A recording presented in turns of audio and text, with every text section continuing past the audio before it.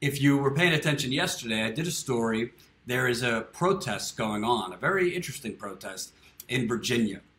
And it's happening because they are basically, through eminent domain, basically stealing people's properties all over this country, digging up people's backyards, and they are basically putting pipelines through people's properties, seizing it. I actually interviewed in Texas while I was at the Young Turks, a rancher, a Republican rancher, that had his and her ranch being dug up their backyard to put a natural gas pipeline, the Trans-Pecos pipeline. Literally, an explosion of that pipeline would be 400 yards from their window. So this is happening all over the country, where these oil companies who buy off our politicians that are supposed to represent us, basically through that legalized bribery, get to do whatever the hell they want, and illegally, through eminent domain, get to seize people's properties. Eminent domain is really historically supposed to be like taking property to, build elementary schools or interstate highways, things like that, not gas pipelines. But since we don't live in a democracy, we live in a legalized bribery system, that's what's going on. So yesterday, I told you about a story of a mother and a daughter who for weeks have been protesting atop their tree. They have trees on their property. It's their property. And they've been protesting. Basically, they made like a makeshift wooden house atop two different trees, and they are protesting so that those trees cannot get cut down. And if those trees cannot get cut down, then the natural gas pipeline, Mountain Valley Pipeline, cannot go through their land. So it's really an interesting pipeline protest. Obviously, the mother and the daughter are very passionate about their land and not this natural gas pipeline not going through. This is the Appalachian Trail where this pipeline is going through. So some of the most pristine nature and waterways that we have in this country. Let me read you a little bit about what's going on. Judge hears arguments for and against two pipeline protesters sitting in trees. This is the country we live in, right? Two pipeline protesters stuck to their positions in trees atop Bent Mountain on Tuesday, while in the valley below them, lawyers went to a federal courthouse to argue their fate. Attorneys for the Mountain Valley Pipeline said the 61-year-old Teresa Red Terry and her daughter Teresa Minor Terry are blocking tree cutting for the natural gas pipeline and should be found in contempt of court. You're blocking us from putting our pipeline in there. You're blocking us from making our money. They cited an order from U.S. District Court Judge Elizabeth Dillon that gave Mountain Valley the power, through the laws of eminent domain, to run its pipeline through private land owned by the Terry family. Roanoke attorney Tom Bondurant, who represents the Terrys, flipped that argument around, asserting it was Mountain Valley that should be held in contempt for misrepresenting to the court key facts during an earlier hearing in the condemnation proceedings. After hearing several hours of testimony and arguments, Dillon said she will issue a written opinion as quickly as I can. So, that's what happened yesterday. Basically, they are allowed to protest on their own property for now. And let that sink in for a second. They're protesting by sitting up in trees on their property. This is their property. And by the way, it's historical property, which I'm going to get to in a minute. But they are, quote unquote, in contempt of court because they are sitting in trees atop their property. What happened, Republicans? What happened to, our land rights and homeowners? Now, all of a sudden, if you protest them stealing your land to put planet-destroying natural gas pipelines through, you're in contempt of court? Well, interestingly enough, the pipeline company doesn't even legally have eminent domain yet for this. So I did 2 interviews earlier today with people who know the family, people who are involved in this. And by the way, this might seem like, who the hell cares about this woman protesting up in a tree? It's very important because they're doing this all over the country. They're cutting down forests. They're seizing people's backyards and their lands and their homes for natural gas and crude oil pipelines. So how can you say we live in land of the free if you're not free? Eminent domain is supposed to be for highways, for elementary schools, for things that help the United States. These pipelines are not helping the United States. They're helping big oil executives get richer. It's disgusting. So, here we go. Let me show you part of my interview here, if I can find it. So this is an interview with Beth. Beth is a friend of the family, and Beth spoke with me yesterday to give me an update on what's going on. Here you go. If they, technically want to invite an EMS or whomever onto their property, what is the legal reasoning the police are giving? So the reason they're giving right now is that they're upholding a federal injunction by federal judge Elizabeth Dillon. Mm-hmm. And her decision was basically gave MVP quick take early access to property that they didn't own yet. Basically cited that they would eventually own the property through eminent domain process, but they don't own it. And there was a court case yesterday, which I'm sure you're aware of. And Judge Dillon hasn't given an opinion yet. And basically that was the crux of the case, which is they are on their own land. They are on their own land after MVP's self-imposed deadline of March 31st based on indigenous bat nesting habits. Mm-hmm. And now they're into this May 31st deadline of no cutting because of migratory bird nests. So, like right now we have, on that mountain, we have a large population of whippoorwills, they're on the endangered species list. Mm-hmm. And you don't even have to be a scientist to know this. You can just hang out in the evenings and hear them calling every night, right beside the tree sits. And so that is the question at hand. The police and MVPs and the property owners' interpretation of the law is all different. So there you hear it. There you have it. The judge and the pipeline company is trying to say that they are in contempt of court because of eminent domain, but they don't actually, the pipeline company doesn't actually own the property yet. The eminent domain has not actually been decided. So it's plainly ridiculous that they are essentially trying to hold the mother and the daughter in contempt of court when it's their property. Let me repeat, it's their property. And you want to know about the history of this property? Well, let me show you that. And can you talk about Terry? She's been up there with her, about her and, her, what's driving her to do this? Well, you see that land, that property up there, I know she is very, very, very proud of the legacy. That land up there was a gift to General Andrew Lewis from General George Washington. When George Washington was still a general, he deeded the land to Andrew Lewis as a gift to reward him for his military service. And Andrew Lewis is a very important figure in Virginia history and American history. I-81 is called the Andrew Lewis Memorial Highway, so that kind of tells you its stature in our state's history. And so his heirs inherited all this land, and they sold it off. Then two men, one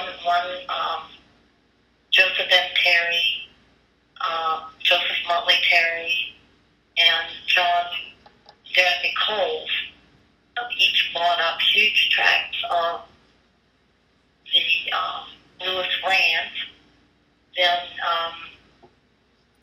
Coles married Terry's daughter, and they had a son, and he was a very, very, very decorated hero in the Civil War, and then he is the one who kind of started the idea of conserving the land. He inherited both the Coles and the Terry lands, and he was the one who did not sell it off. He kept it together, and then he bequeathed it to his daughter, with the character we call Aunt Grace, who is a very good writer, and she wrote histories about the family, and she actually wrote a beautiful description of the headwaters, the South Fork of the Roanoke River. Extraordinary piece of writing, and this wonderful old-fashioned, but very, very elegant prose, you know. But, anyway, Aunt Grace bequeathed this land to the current Terry family members, who are the landowners in the Coles Terry Rural Historic District. And Red's husband's name is Coles Terry. If you noticed yesterday what I was reporting on, they're not allowing food donations. They're not allowing that to go up to the mother and daughter. They're not even allowing suntan lotion to the younger daughter, but it's been very hot the last few days there, and she has very little protection above her. They're not allowing suntan lotion, not allowing medical supplies. They're not allowing doctors to come in and actually examine the mother and the daughter, who have been up there for weeks.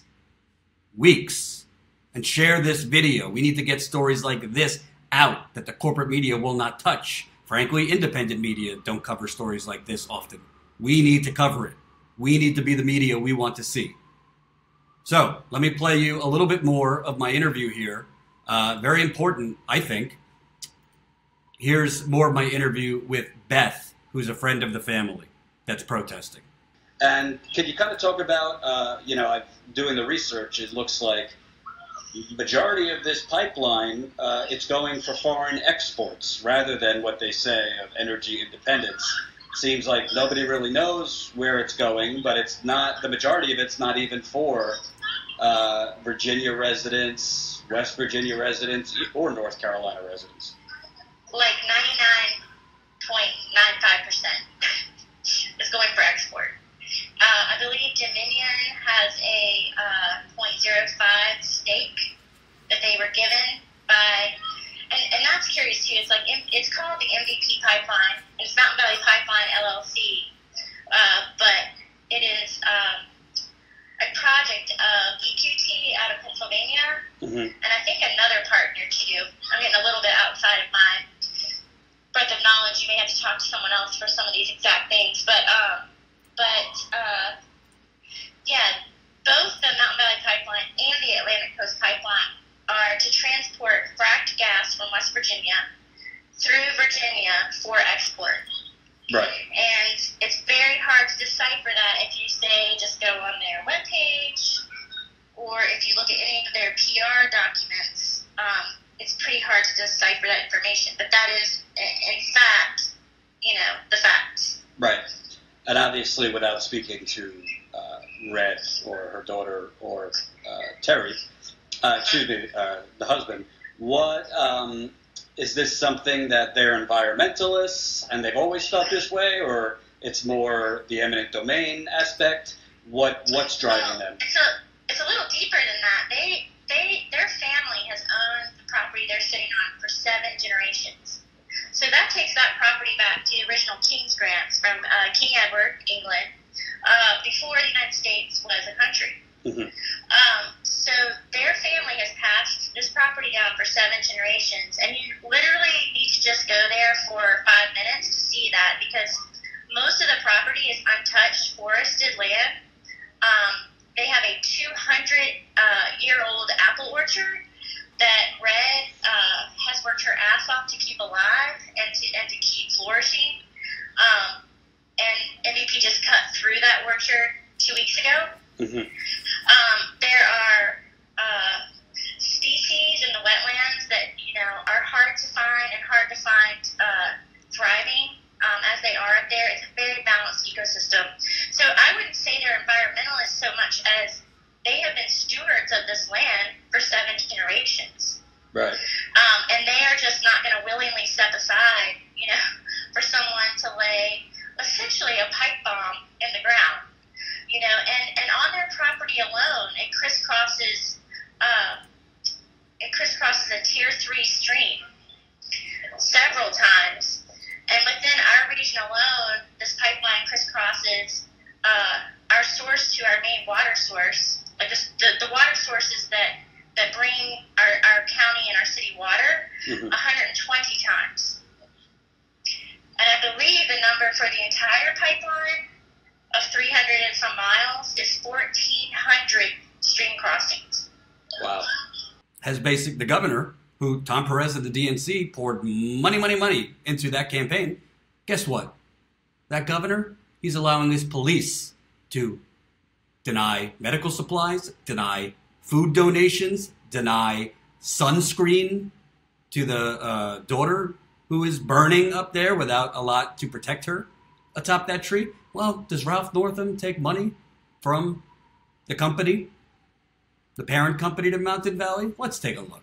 Oh, would you look at that? His 2017 campaign, EQT Corporation, 50,000 EQT Corporation gave to then candidate Ralph Northam. And EQT owns the pipeline. He also took basically 200,000 from Dominion Energy, which owns a stake in this pipeline. And Dominion Energy is the parent company of basically a sister pipeline, the Atlantic Coast Pipeline, going through Virginia. So, you've taken 200,000 from Dominion Energy, taken 50,000 from EQT. Apparently that's the amount. That's the amount it took to buy Ralph Northam, the governor of Virginia, to let his police basically refuse humanitarian aid to protesters. I don't know. Tell me if I'm missing something, but don't we live in America? Let me play you how many waterways are affected by this pipeline. It's seeps, little seeps coming out of the ground on the side of Bull Mountain. It flows to those seeps they flow southward to form Bottom Creek, which is the Tier 3 stream that is going to be decimated. And then it flows, and Bottom Creek flows south and west, becoming the South Fork of the Roanoke River. And then as the South Fork, it flows north for 10.5 miles. And it joins up with the North Fork of the Roanoke River in Montgomery County. And just after that joint, where the North and South Forks join up, the water is withdrawn for public use at a place called Spring Hollow Reservoir. And then after it's pulled there, and by the way, the pipeline crosses just upstream of the public water intake at Spring Hollow Reservoir. And it doesn't matter who protests that or submits public comment. There isn't anyone with the wherewithal to stop it, you see. Mm-hmm. And I can talk about then after the withdrawal at Spring Hollow Reservoir, it continues as the Roanoke River. It forms Smith Mountain Lake, Leesville Lake, and then it joins with the Dan River and forms something called Carr, that's Kerr Reservoir. Then it continues east and south. It forms Lake Gaston and Roanoke Rapids Lake. Then the Roanoke River National Wildlife Refuge in North Carolina. And the Blue Hole Swamp. And then it finally goes through this huge flatland called the Roanoke River National Wildlife Refuge, and then flows into Albemarle Sound and then the Atlantic Ocean.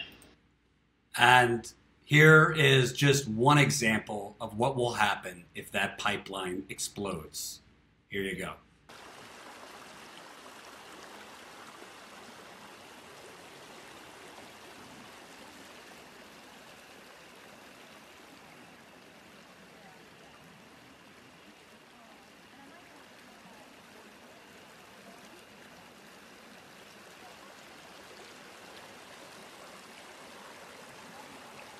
As that tweet says, this pristine water is just a few yards from where they are going to put this nightmare pipeline.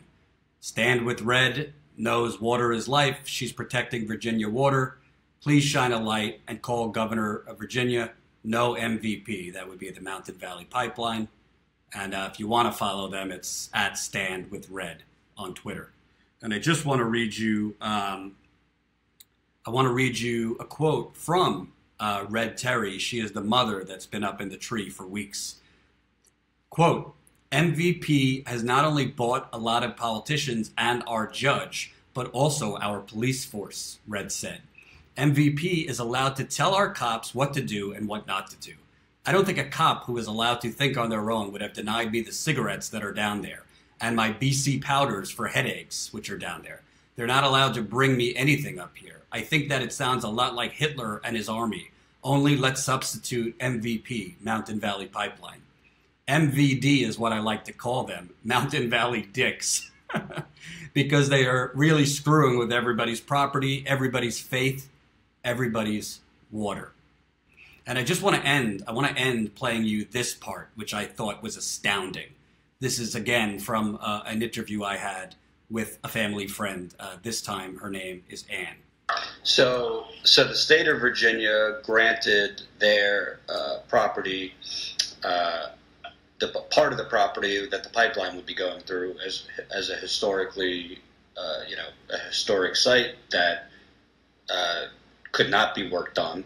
But FERC is essentially ignoring that and allowing the pipeline to go through anyway.